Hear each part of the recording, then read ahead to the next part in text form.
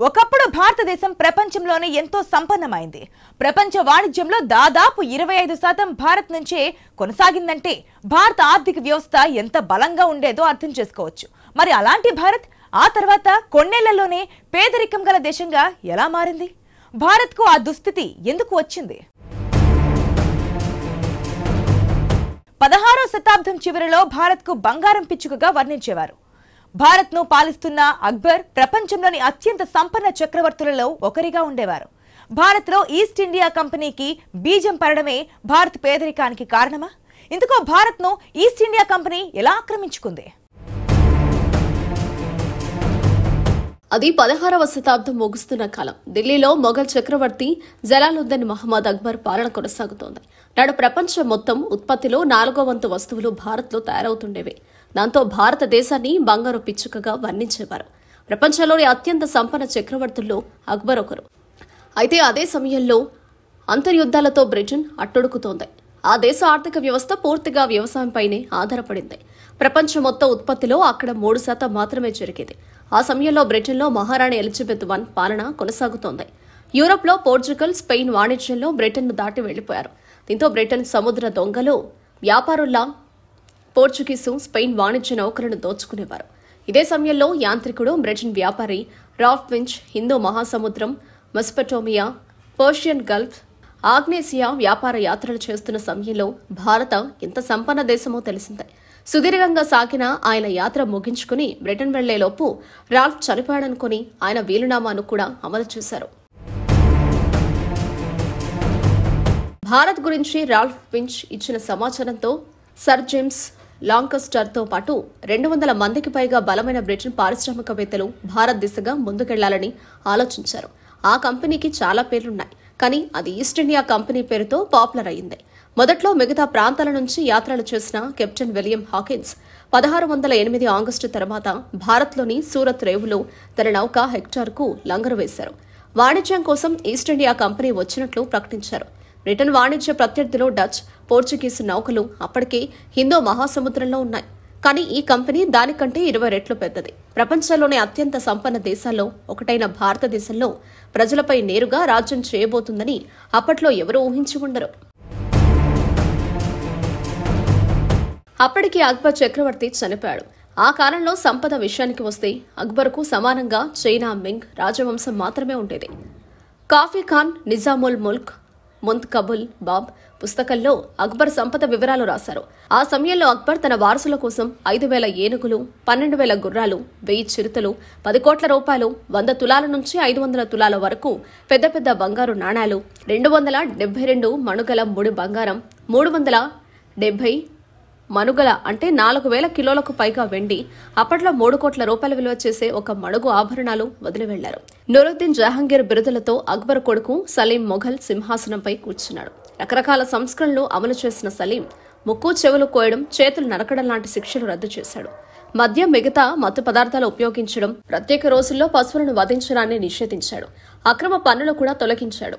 రోడ్లు, బావులు, ధర్మశాలను నిర్మించిన జహంగీర్ వారసత్వ చట్టాలు కఠినంగా అమలయ్యేలా చూశాడు.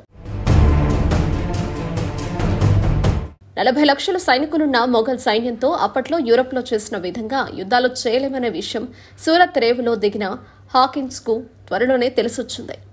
కానీ అతనికి వ్యాపారం చేయాలంటే మొఘల్ చక్రవర్తి అనుమతితో పాటు ఆయన సహకారం కూడా అవసరం. హాకిన్స్ ఏడాదిలోనే మొఘలుల రాజధాని ఆగ్రా చేరుకున్నారు. పెద్దగా చదువుకొని హాకిన్స్ జహంగీర్ నుంచి వాణిజ్య అనుమతులు సాధించలేకపోయారు. ఆ తర్వాత బ్రిటన్ సభలో సభ్యుడు, రాయబారి అయిన సర్ థామస్ ట్రూను రాయబారిగా భారత్ పంపించారు. ఆయన 1615లో ఆగ్రా చేరుకున్నారు. చక్రవర్తికి విలువైన కానుకలు బహుమతిగా ఇచ్చారు. వాటిలో వేట కుక్కలు, జహంగీర్కు ఇష్టమైన మద్యం కూడా ఉంది. అయినా బ్రిటన్తో సంబంధాలకు జహంగీర్ పెద్దగా ప్రాధాన్యం ఇవ్వలేదు.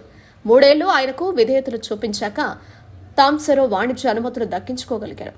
మొఘల్ చక్రవర్తి జహంగీర్ ఈస్ట్ ఇండియా కంపెనీతో ఒక వ్యాపార ఒప్పందంపై సంతకం చేశారు. ఈ ఒప్పందం ప్రకారం భారత ఉపఖండంలోని అన్ని రేవుల్లో క్రయ విక్రయాల కోసం కొన్ని ప్రాంతాలు ఉపయోగించుకోవడానికి ఈస్ట్ ఇండియా కంపెనీకి చెందిన బ్రిటన్ వ్యాపారులకు అనుమతి లభించింది. బదులుగా యూరోప్ ఉత్పత్తులను భారత్లో విక్రయించారని వారిని కోరారు. కంపెనీ తమ నౌకల్లో రాజ్మహల్ కోసం తీసుకువచ్చే అన్ని వస్తువులు, బహుమతులను సంతోషంగా స్వీకరించాలని చక్రవర్తి నిర్ణయించారు. మొఘలుల అంగీకారంతో కంపెనీ భారత్ నుంచి పత్తి, నల్లమందు, పొటాషియం నైట్రేట్, తేయాకు కొనుగోలు చేసి వాటిని విదేశాల్లో ఎక్కువ ధరలకు అమ్మేది. 1670లో ఈస్ట్ ఇండియా కంపెనీ విదేశాల్లో యుద్ధం చేయడానికి పెట్టుబడులు పెట్టడానికి బ్రిటిష్ చక్రవర్తి చార్లెస్ II అనుమతులిచ్చాడు. బ్రిటిష్ సైన్యం సాయుధ బలగాలు భారత్లో మొదట పోర్చుగీసు, డచ్, ఫ్రెంచ్ వారిని ఎదుర్కొంది. చాలా యుద్ధాలు గెలిచింది. మెల్లమెల్లగా బెంగాల్లో తీర ప్రాంతాన్ని తన అదుపులోకి తెచ్చుకుంది. మొఘలులతో వారు 17వ శతాబ్దంలో ఒక్కసారి మాత్రమే తలపడ్డారు. 1681లో బెంగాల్లో మొఘల్ చక్రవర్తి ఔరంగజేబు ఆలంగీర్ మేనలుడు నవాబ్ షాయిస్తా ఖాన్ అనుచరులు పన్నులు, ఇతర విషయాల్లో కంపెనీ సిబ్బందిని వేధించారు. దాంతో ఆ సిబ్బంది నవాబ్ రై తమ డైరెక్టర్ సర్ చైల్డ్ కు ఫిర్యాదు చేశారు. అతడిపై యుద్ధం చేయడానికి తమ సైన్యానికి సాయం కావాలని సర్ చైల్డ్ బ్రిటన్ చక్రవర్తికి లేఖ రాశారు. తర్వాత 1686లో బ్రిటన్ నుంచి 19 యుద్ధ నౌకలు, 600 మంది సైనికులతో ఒక నావికా దళం బెంగాల్ వైపు ప్రయాణించింది. మొఘల్ చక్రవర్తి కూడా దానికి సిద్ధంగా ఉండడంతో ఆ యుద్ధంలో వారే గెలిచారు. దీనికి ప్రతీకారంగా 1695లో బ్రిటన్ సముద్రపు దొంగ హెన్రీ యువేరీ ఔరంగజేబు నౌకలు ఫతే మహ్మద్ గులాం సవాయిలను దోచుకున్నాడు. అప్పట్లో ఆ ఖజానా విలువ దాదాపు 6-7 లక్షల బ్రిటిష్ పౌండ్లు. మొఘల్ సైన్యం ఆ యుద్ధంలో బ్రిటన్ సైనికులను ఎదుర్కొంది. బెంగాల్లో కంపెనీకి చెందిన 5 పరిశ్రమలను ధ్వంసం చేసింది. ఆంగ్లేయులను బెంగాల్ నుంచి తరిమి కొట్టింది. సూరత్లో కూడా కంపెనీ పరిశ్రమలను మూసివేశారు. బొంబాయిలో కూడా ఆంగ్లేయులకు అదే పరిస్థితి ఎదురైంది. కంపెనీ సిబ్బందికి సంకెళ్లు వేసిన సైన్యం నగరమంతా వారిని తిప్పింది. నేరస్తుల్లా అవమానించింది. దాంతో తమ పరిశ్రమలను తిరిగి ప్రారంభించేందుకు కంపెనీ సిబ్బంది దర్బారులో చక్రవర్తికి క్షమించమని వేడుకోవాల్సి వచ్చింది. హెన్రీ యువేరీపై చర్యలు తీసుకున్న బ్రిటన్ చక్రవర్తి కూడా మొఘల్ చక్రవర్తిని అధికారికంగా క్షమాపణ అడిగాడు. ఔరంగజేబు ఈస్ట్ ఇండియా కంపెనీని క్షమించాడు. 17వ శతాబ్దం ద్వితీయార్థంలో ఈస్ట్ ఇండియా కంపెనీ చైనా నుంచి పట్టు, పింగాణి పాత్రలు కొనుగోలు చేసింది. చైనాకు అవసరమైన ఉత్పత్తులేవి కంపెనీ దగ్గర ఉండేవి కావు. చివరికి కంపెనీ దానికి ఒక పరిష్కారం వెతికింది.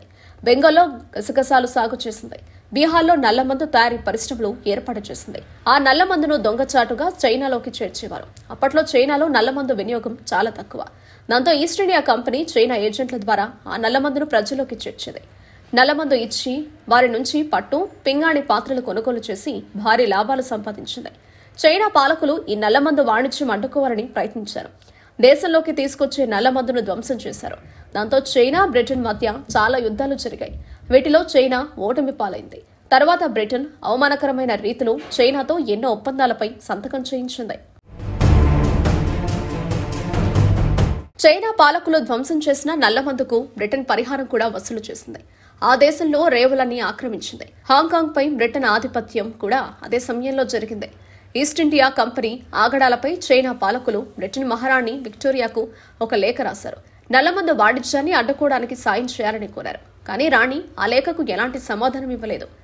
1707లో ఔరంగజేబు మరణం తర్వాత దేశవ్యాప్తంగా వివిధ రాజ్యాల పాలకుల మధ్య వైరం మొదలైంది. ఆ పరిస్థితులను తనకు అనుకూలంగా మార్చుకున్న కంపెనీ లక్షలాది స్థానికులను తమ సైన్యంలో చేర్చుకుంది. యూరప్లో పారిశ్రామిక విప్లవం రావడంతో యుద్ధ సాంకేతికతతో కంపెనీ నైపుణ్యం కూడా సాధించింది. బలగాలు తక్కువ సంఖ్యలో ఉన్నప్పటికీ బలమైన ఈస్ట్ ఇండియా సైన్యం పాత పద్ధతుల్లో యుద్ధం చేసే మొఘలులు, మరాఠాలు, సిక్కులు, స్థానిక నవాబులు సైన్యాలను ఒక్కొక్కటిగా ఓడిస్తూ ముందుకెళ్లింది. 1752లో నవాబ్ సిరాజుద్దౌలా భారత్లోనే అత్యంత సంపన్న ఆర్థిక వ్యవస్థ ఉన్న బెంగాల్ రాజ్యానికి పాలకుడయ్యారు. మొఘలుల ఆదాయంలో 50% ఇక్కడి నుంచే వచ్చేది. బెంగాల్ భారత్లోనే కాదు, మొత్తం ప్రపంచంలోనే ఒక ప్రముఖ వస్త్ర నౌకా నిర్మాణ కేంద్రంగా ఉండేది. బెంగాల్ ప్రజల పట్టు, పత్తి, ఇనుమ, పొటాషియం నైట్రేట్తో పాటు వ్యవసాయ, పారిశ్రామిక ఉత్పత్తులు తయారు చేసి బాగా సంపాదించేవారు. ఇటు ఈస్ట్ ఇండియా కంపెనీ కలకత్తాలో తమ కోటలను విస్తరించి సైనికుల సంఖ్యను పెంచుకుంటూ వెళ్లింది. దీంతో కంపెనీ ఇక తమ పరిధిని విస్తరించకూడదని బెంగాల్ నవాబ్ ఆదేశించారు. కంపెనీ ఆ ఆదేశాలను పట్టించుకోకపోవడంతో ఆయన సైన్యం కలకత్తా మీద దాడి చేసింది. బ్రిటిష్ కోటలను స్వాధీనం చేసుకుంది. యుద్ధంలో పట్టుబడిన వారిని ఫోర్ట్స్ విలియం నేలమాళిగలలో బంధించింది. కానీ పాలకుడు కావాలనే కోరిక ఉన్న నవాబ్ సేనాధిపతి మీర్ జాఫర్ను ఈస్ట్ ఇండియా కంపెనీ తమ వైపు తిప్పుకుంది. 1757 జూన్ 23న ప్లాసీలో ఈస్ట్ ఇండియా కంపెనీ నవాబ్ సైన్యం మధ్య మరోసారి యుద్ధం జరిగింది. భారీ సంఖ్యలో పిరంగులు, మీర్ జాఫర్ నమ్మక ద్రోహంతో నవాబ్ ఆ యుద్ధంలో ఓడిపోయాడు. తర్వాత కంపెనీ మీర్ జాఫర్ను బెంగాల్ సింహాసనంపై కూర్చోబెట్టింది. అతడి నుంచి తమకు కావాల్సినవన్నీ వసూలు చేసేది. భారత్లో ఆంగ్లేయుల దోపిడీ యుగానికి అది ఆరంభం. అయితే ఖజానా ఖాళీ అవడంతో మీర్ జాఫర్ ఈస్ట్ ఇండియా కంపెనీని వదిలించుకోవడానికి డచ్ సైన్యం సాయం కోరాడు. 1759లో తర్వాత 1764లో వారితో జరిగిన యుద్ధాల్లో విజయం సాధించిన కంపెనీ బెంగాల్ పాలన పగ్గాలను నేరుగా తన చేతుల్లోకి తీసుకుంది. కొత్త పన్నులు విధించిన కంపెనీ బెంగాల్లో సరుకులు చౌక ధరలకు కొనుగోలు చేసి వాటిని విదేశాల్లో ఎక్కువ ధరలకు అమ్మేది. 18వ శతాబ్దంలో ఇంగ్లాండ్లో ఈ వస్త్రాలకు విపరీతమైన డిమాండ్ ఏర్పడింది. దీంతో బ్రిటన్ ప్రభుత్వం వాటిపై భారీగా పన్నులు విధించాల్సి వచ్చింది. నేత వస్త్రాలతో పాటు లోహ వస్తువుల తయారీలో కూడా భారత్ పురోగతి సాధించింది. లోహంతో తయారైన వస్తువులను భారత్ నుంచి విదేశాలకు ఎగుమతి చేశారు. మొఘల్ చక్రవర్తి ఔరంగజేబు పాలనలో ముల్తాన్లో నౌకల కోసం ఇనుప లంగర్లు కూడా తయారు చేసేవారు. అప్పటి భారత్ ఘనత గురించి వర్ణించిన ఒక ఆంగ్లేయుడు, మన పాలనకు ముందు భారతీయులు చాలా ఆహ్లాదకరమైన జీవితాన్ని గడిపేవారని, బ్రిటన్లో ఎవరికైనా చెప్పి ఒప్పించడం చాలా కష్టం. వ్యాపారులు సాహసికుల కోసం అక్కడ ఎన్నో సదుపాయాలు అందుబాటులో ఉండేవి. ఆంగ్లేయులు రాకకు ముందు భారత వ్యాపారులు ఎంతో ప్రశాంత జీవితం గడిపేవారని నేను చాలా గట్టిగా చెప్పగలను అని పేర్కొన్నాడు. ఈస్ట్ ఇండియా కంపెనీ ఒక వాణిజ్య కంపెనీ, కానీ దానికి 2.5 లక్షల మంది సైనికులతో ఒక సైన్యం ఉండేది. వ్యాపారంలో ఎక్కడైనా లాభాలు రాకపోతే అక్కడ సైన్యం రంగంలోకి దిగి పరిస్థితులు కంపెనీకి అనుకూలంగా మార్చేది. తర్వాత 50 ఏళ్లలో ఈస్ట్ ఇండియా కంపెనీ సైన్యం భారత్లోని చాలా ప్రాంతాలను తన ఆధీనంలోకి తెచ్చుకుంది. కంపెనీకి పన్నులు చెల్లించి ఆయా ప్రాంతాలను స్థానిక రాజులే పాలించేవారు. ప్రత్యక్షంగా పాలన స్థానికంగా పాలకుల చేతుల్లో ఉన్న ఆ రాజ్యం ఆదాయంలో ఎక్కువ భాగం బ్రిటిష్ ఖజానాలోకి వెళ్లేది. జనం తప్పనిసరి పరిస్థితుల్లో అన్ని కష్టాలను భరించేవారు. 1765 ఆగస్టులో ఈస్ట్ ఇండియా కంపెనీ మొఘల్ చక్రవర్తి షా ఆలంను ఓడించింది. ఆయనకు ఏడాదికి 26 లక్షలు చెల్లించేలా ఒక ఒప్పందం చేసుకుని తూర్పుగా ఉన్న బెంగాల్, బీహార్, ఒడిశాలో ఆదాయం వసూలు చేసుకోవడానికి, ప్రజలను నియంత్రించడానికి హక్కులు పొందింది. ఆ తర్వాత భారత్ మొత్తం కంపెనీ పాలనలోకి వచ్చింది. 18వ శతాబ్దంలో 1769 నుంచి 1773 వరకు బీహార్ నుంచి బెంగాల్ వరకు కరువుతో అల్లాడిపోయింది. ఈ కరువుతో లక్షల మంది చనిపోయారు. Governor general Warren Hastings report ప్రకారం చనిపోయిన వారిలో 3వ వంతు కడుపు నిండా తిండి లేక చనిపోయారు. ప్రతికూల వాతావరణ పరిస్థితులతో పాటు గ్రామాల్లో కంపెనీ భారీ పన్నులు చెల్లించలేకపోయారు. మరోవైపు ఈస్ట్ ఇండియా కంపెనీ తన పరిధిని విస్తరిస్తూ వెళ్లింది. ప్రకృతి విపత్తులను కూడా తనకు అనుకూలంగా మార్చుకుంది. అప్పట్లో రూపాయికి 120 కిలోల బియ్యం లభిస్తుండగా బెంగాల్ కరువు సమయంలో రూపాయికి 6 కిలోల బియ్యమే వచ్చేది. ఒక జూనియర్ అధికారి ఇలాంటి అక్రమాలతో 60,000 పౌండ్ల లాభాలు సంపాదించాడు. ఈస్ట్ ఇండియా కంపెనీ మొత్తం 120 ఏళ్ల పాలనా కాలంలో 34 సార్లు ఇలాంటి తీవ్ర కరువు కాటకాలు వచ్చాయి. మైసూర్ పాలకుడు టిప్పు సుల్తాన్ ఒక్కడే ఫ్రెంచ్ వారి సాంకేతికత సాయంతో కంపెనీని ఎదుర్కొన్నాడు. 2 యుద్ధాలతో ఓడించాడు కూడా. కానీ భారత్ మిగతా పాలకులను తమ వైపు తిప్పుకున్న ఆంగ్లేయులు టిప్పు సుల్తాన్ను కూడా తమ అదుపులోకి తెచ్చుకున్నారు. కంపెనీ గవర్నర్ జనరల్ లార్డ్ వెల్లెస్లీకి 1799లో టిప్పు సుల్తాన్ చనిపోయాడన్న వార్త తెలియగానే ఆయన తన గ్లాసును గాల్లోకెత్తి, ఈ రోజు చావుకు మన భారత్లో సంబరాలు చేసుకుందామన్నారు. ఇలా భారతదేశంలో ఈస్ట్ ఇండియా కంపెనీ తన ఆధిపత్యాన్ని కొనసాగించింది. పారిశ్రామిక దేశాన్ని వ్యవసాయ దేశంగా మార్చేసింది. మొఘల్ చక్రవర్తి జలాలుద్దీన్ మహమ్మద్ అక్బర్ పాలనలో ప్రపంచం మొత్తం ఉత్పత్తిలో 4వ వంతు వస్తువులు భారత్లోనే తయారవుతుండేవి.